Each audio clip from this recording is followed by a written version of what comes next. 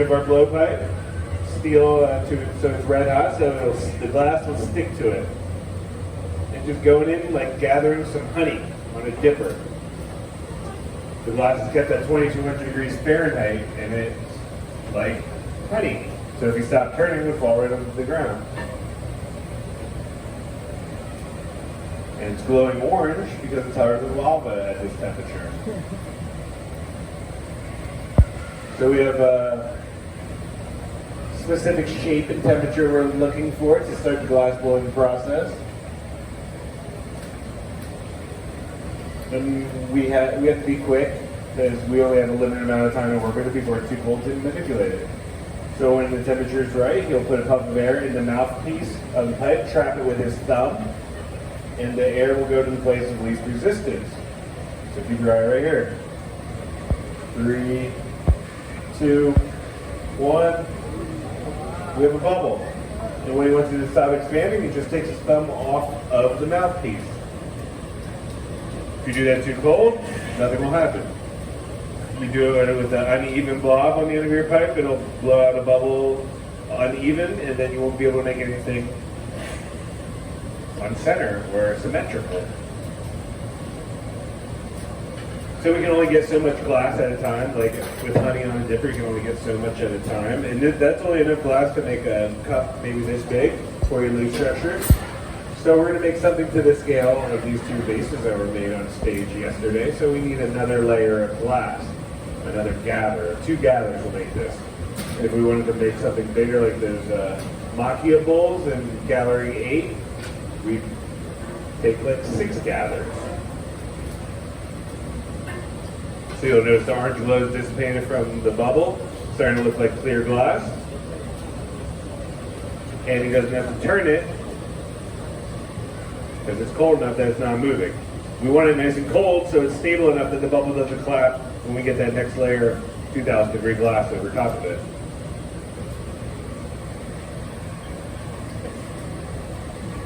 So inside of our melting furnace, there's a giant bowl. It's like a big salad bowl, high temperature ceramic crucible, and 200 pounds of molten glass inside of it.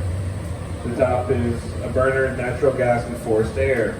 And we keep our furnace on 24/7 all year long. When the glass level gets low, we'll throw a shovel in cold glass. Right after this demo, we'll shovel in some cold glass, and by morning we'll be molten and ready to use. So since we only melt clear glass here, the quickest way to add color is to roll through crushed up glass color called frit, F-R-I-T. And this glass color is the same kind of glass that we use in our furnace. It has to be compatible. It's a soda lime silicate.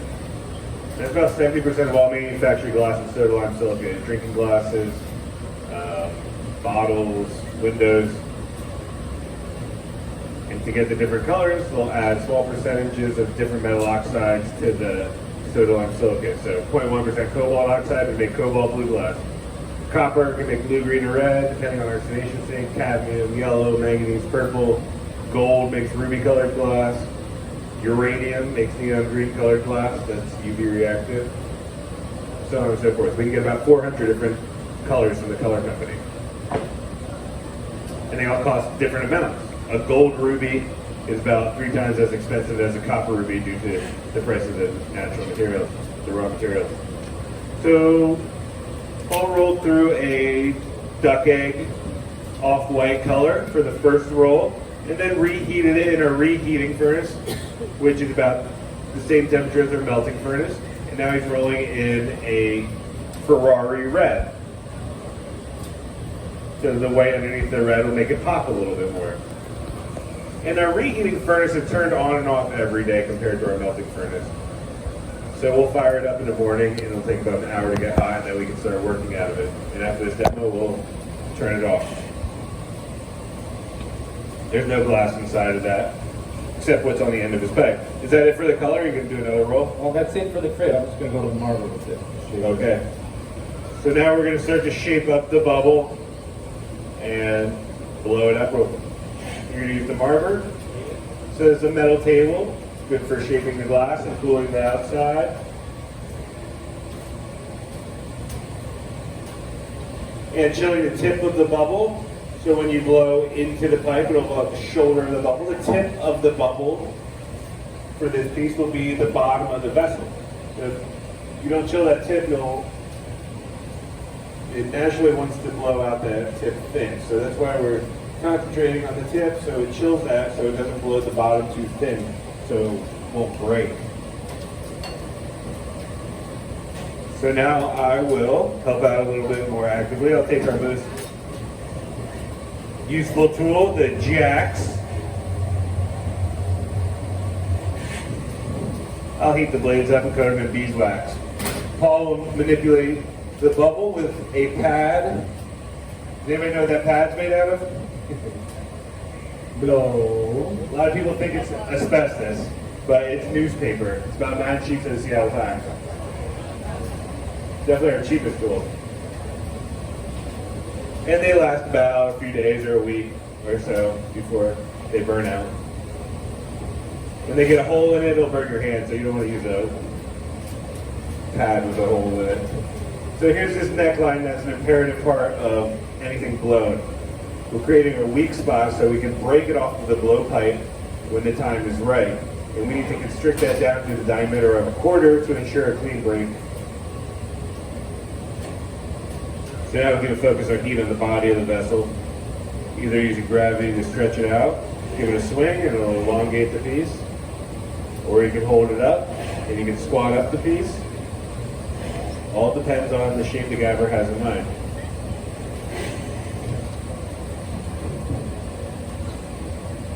Swinging it speeds up the gravity, a little centripetal force. Okay, Mr. Matt, blow. Blowing. And he's working the profile with the paper.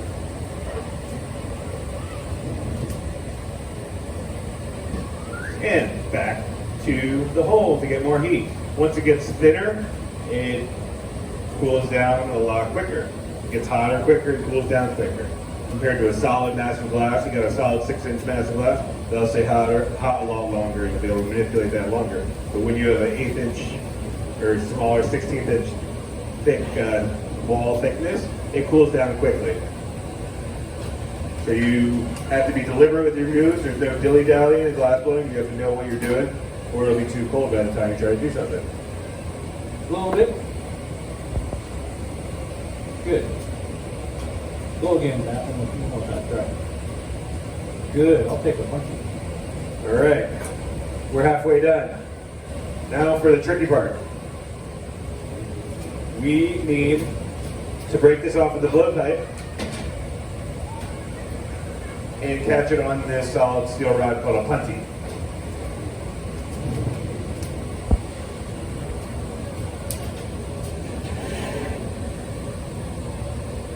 So it's definitely a team-oriented craft. It's hard to do by yourself. And I have to be the perfect temperature. We both have to be the perfect temperature.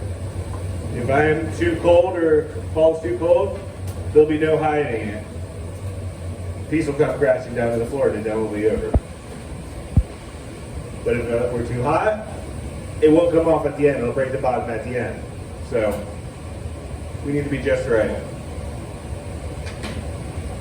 My point is, this is not a guaranteed move, so if this is done correctly, feel free to give Paul a round of applause. I'm going to dial in my temperature, shake this up one more time, and then go back to the furnace. And Paul will flash his piece, so we're right on the same temperature.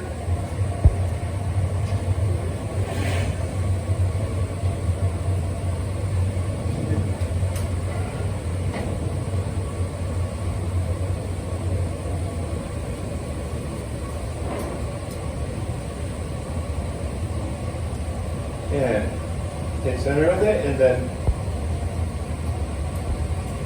we'll put a drop of water on that neckline. That's our weak point. It'll crack it, thermally shock it, tap the pipe, and it breaks clean right where we want there. Oh, thanks, everybody.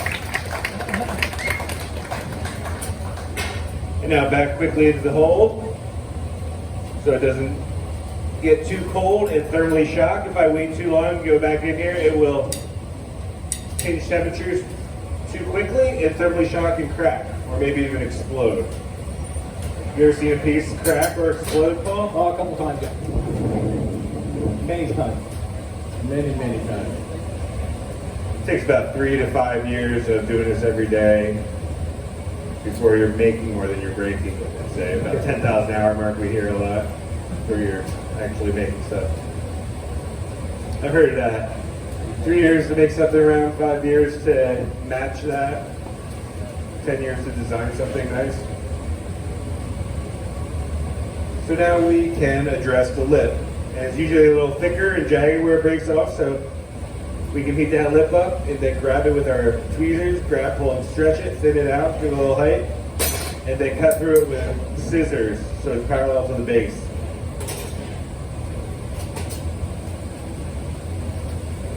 People also wonder how often we get burnt.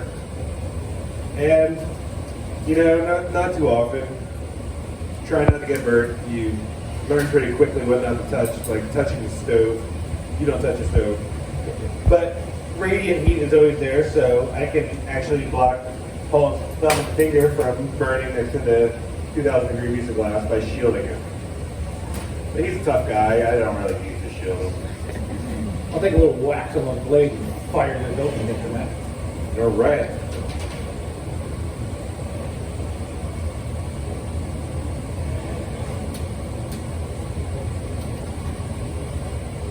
So now we can go on the inside or outside, opening the vessel.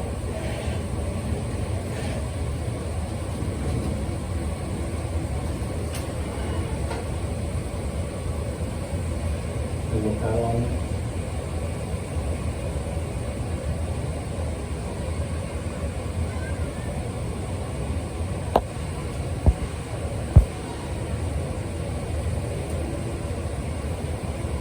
More little move like that.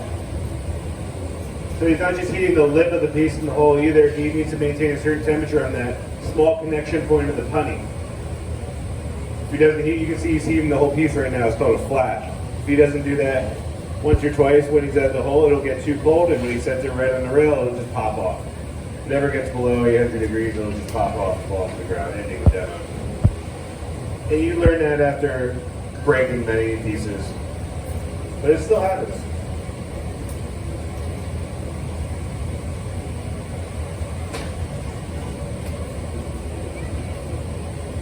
All right, man, I think I like my little thing. All right, so it looks like he's ready. So we need to load this into our 1,000 degree kiln. And we'll run a program from 1,000 degrees down to room temperature slowly over 16 hours, essentially overnight.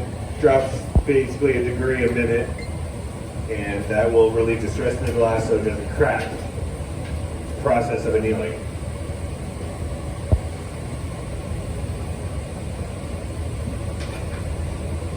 So here's the moment of truth. Drop water on that connection point. Tap the pipe. Perfect honey.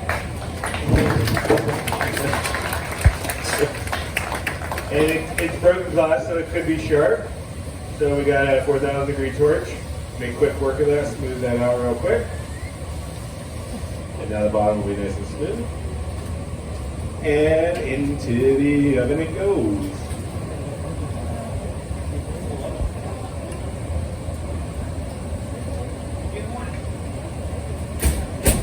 And that's how you make that little bottle. Oh, thank you.